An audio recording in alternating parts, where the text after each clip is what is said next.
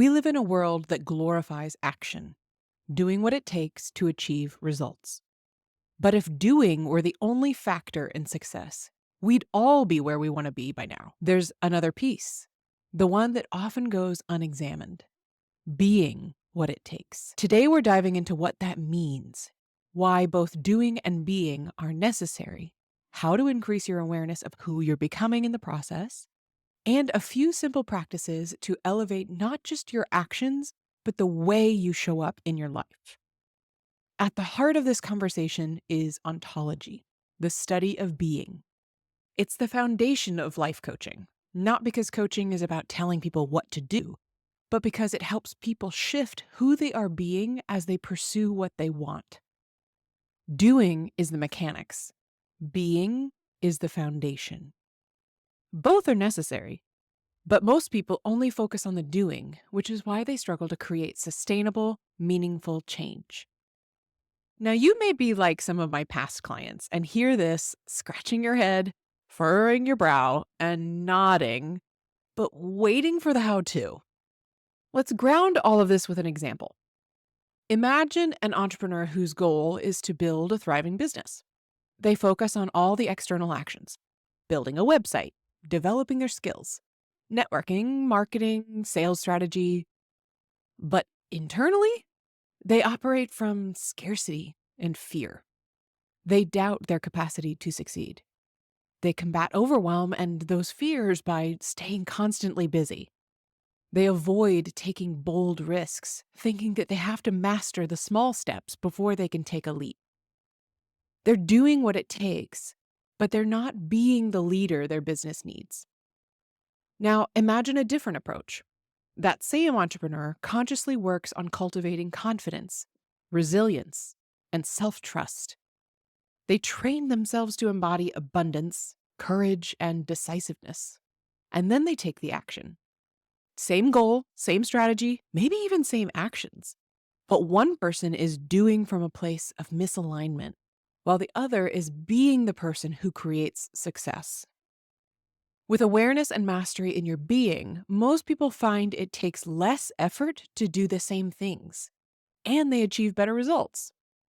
Before we get back into the episode, let me ask you something. What if scaling your business didn't require abandoning yourself to do it? What if your next level of success didn't come from pushing harder, but from expanding your capacity to lead with clarity, calm, and integrity? If that question hits close to home, I've made something for you. The CEO Capacity Creator is a free guide I designed for creative entrepreneurs and conscious leaders just like you.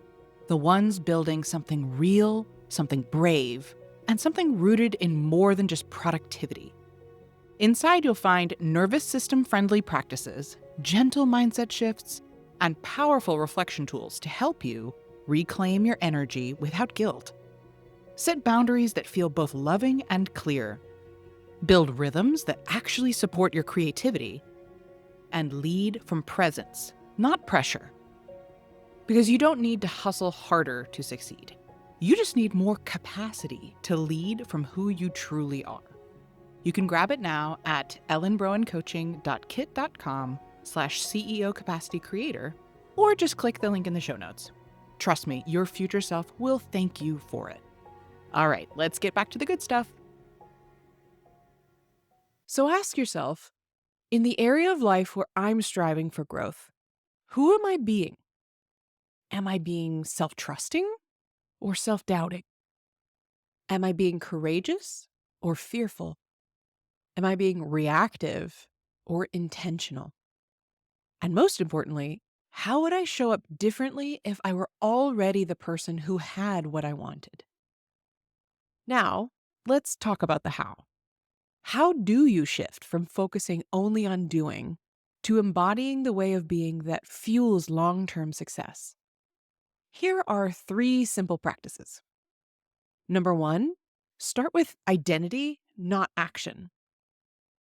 When setting goals or intentions, define the identity or characteristics that will bring them to life.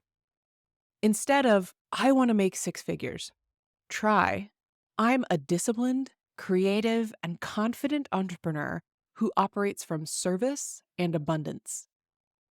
Instead of, I want to have better relationships, try, I'm a deeply present and intentional partner who communicates with love and openness. When your identity aligns with your goals, your actions flow more naturally. Number 2, observe your ways of being. At the end of each day, you might ask yourself, how did I show up today? What worked and what didn't? Notice whatever patterns, like where you contract instead of expand.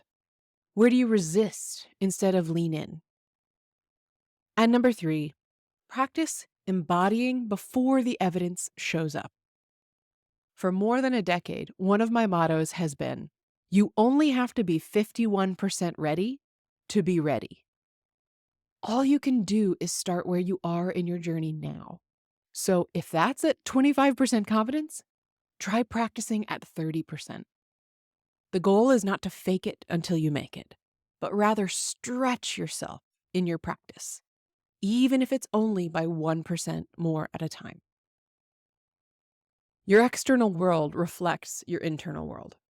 When we shift our being, our doing becomes easier, more aligned, and more effective over time.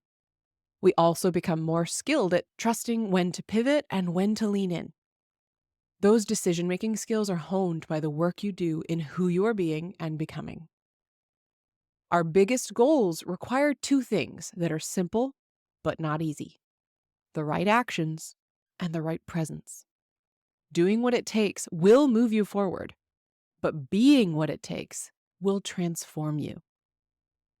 If you enjoyed today's episode, please show your support by leaving reviews and comments. It would truly mean the world to me to hear from you. And hit that subscribe button so you never miss a day, and join me in my mission to help a world full of content creators become a world of contentment creators.